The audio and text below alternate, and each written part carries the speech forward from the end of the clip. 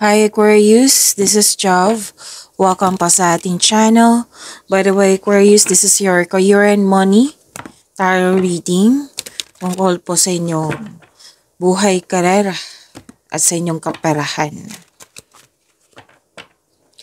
Tandaan niyo po, Aquarius, this is channel reading. Timeless reading din po. Kunin nyo lang po kung ano yung naka-resonate sa iyo. Kung naka-resonate kayo, comment down. Kung hindi kayo naka-resonate, ibigay nyo po sa iba. Okay? Tandaan nyo po iyan. So, shuffle ko lang. Relax lang po, Aquarius. Huwag nyo kalimutan na mag-subscribe sa ating channel at i-click yung bell notification ng malaman nyo na may bago tayong video para updated kayo.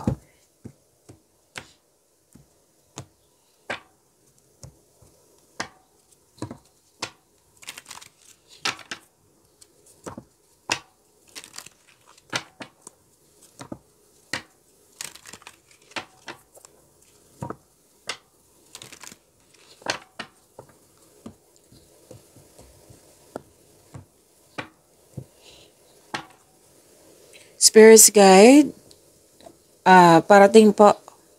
Opo, parating po. Mensahe nyo po sa career and money ni Aquarius. I need 4 cards po.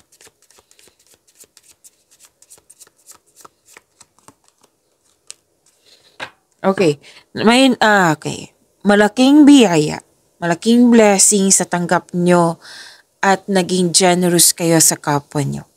May baga dito na mahilig kayong magbigay lalo na pera. Oo, mahilig kayong magbigay magbigay ng tulong lalo na pera. Yan yung nakikita ko. And yes, this is blessings eh. Be grateful for what you have and save something for the future. Use wisely and as needed. Yung natanggap nyong blessings, kabilang na po yung kaperahan, pera po, malaking pera. So wag niyong kalimutan mag-control ito, monitor, and save. Save something for the future. Use wisely and as needed. Yan. Para po kay Aquarius, wellness, ensure your body is nourished. Join a gym and regain strength. Live a healthier lifestyle. So, it might be nung nakaraan na may concern kayo sa health nyo at may yung kumbaga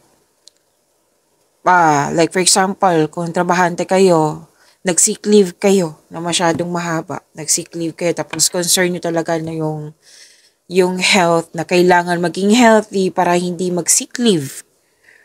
Para matapos agad yung mga gawain nyo. So, na-realize mo dito na to take care of yourself, na maging healthy na. Like for example, mag-exercise, kakain na ng mga healthy foods. Yan. Realization to eh. So, this is to remind you na live a healthier lifestyle. Okay? Pero doon, pag-aalaga to. Pag-aalaga, nurturing sa inyong careers, sa inyong posisyon, sa inyong project, sa inyong money. Another message pa para kay Aquarius tungkol sa kanilang career and money. Moving up. This is level up, promotion, pagtaas ng kita, sweldo, allowance, or na yung posisyon.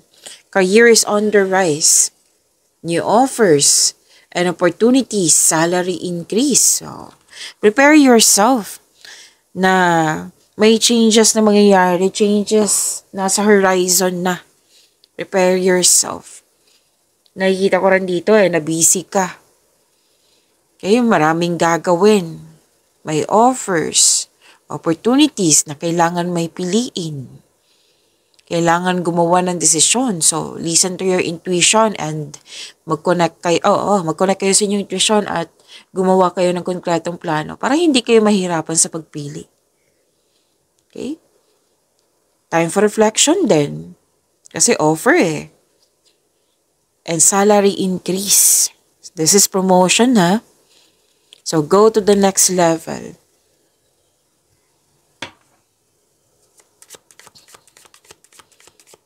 Another message po sa career and money ni Aquarius.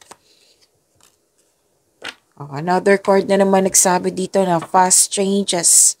Changes ito Changes din ito. Sabi pa dito, things happen suddenly in a short period in a hurry. Take bold steps forward. May dumating na kailangan bigyan ng agarang aksyon o reaksyon, pero most likely ito aksyon. Mabilisan to. Pero din mabilisang desisyon.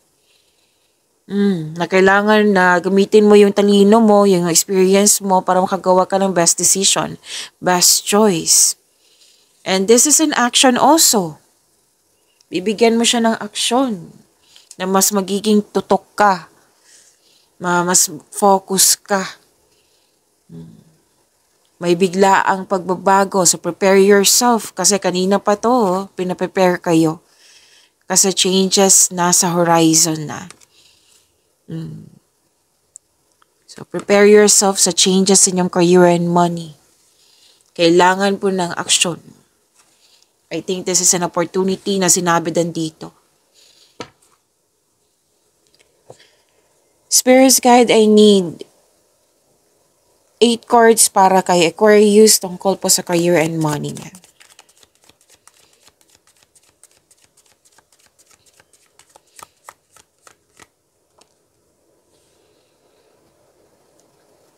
Okay.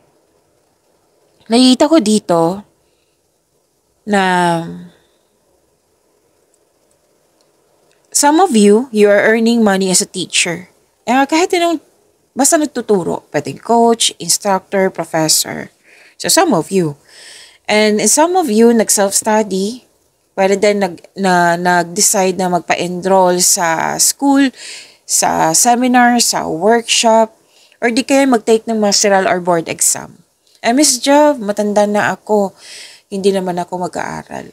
Pwede din taong malapit sa'yo, pwedeng anak mo, apo mo, nasusuportahan mo siya sa kanyang desisyon na balik-aral, masteral ba or board exam, bahagi ka.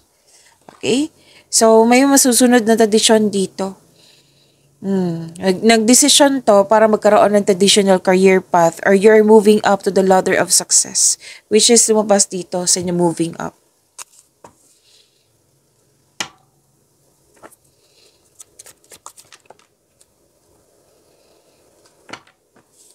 So, may nangyari sa nakaraan na hindi mo nagustuhan.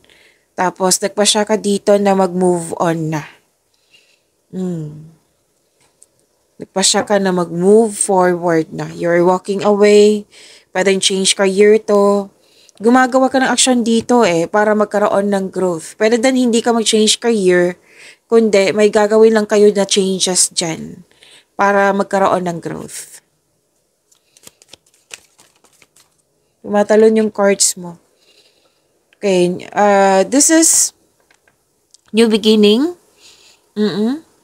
At nakikita ko dito na abundance. Yes, may new abundance.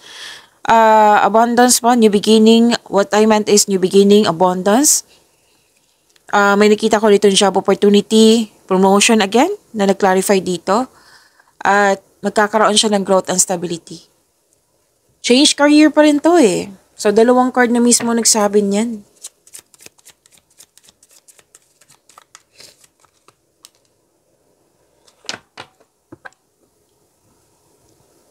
Alam mo, yayaman ka, Aquarius. Magaling kang humawak ng pera. Ipagpatuloy niyo po. Nagtitipid ka, nag-iipon ka talaga. Ingat na ingat ka sa kaperahan. Tapos sabi ng card, yayaman ka. Abundance pa rin to May mahalagang desisyon at nanindigan kayo sa inyong desisyon. Kasi may opportunity, di ba? May offer.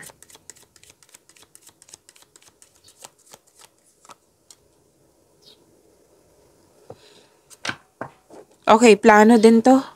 Plano, gumawa ng plano. Tapos, umiwas lang kayo sa toxicity ha. Huwag kayong mag-isip ng mga hindi nakakabuti sa yung career and money. So, focus kayo sa desisyon nyo kasi nandigan kayo dito. Okay? Tapos, huwag kayong magpa-distract sa mga toxicity kung ano man yan. Place ba yan? Tao ba yan?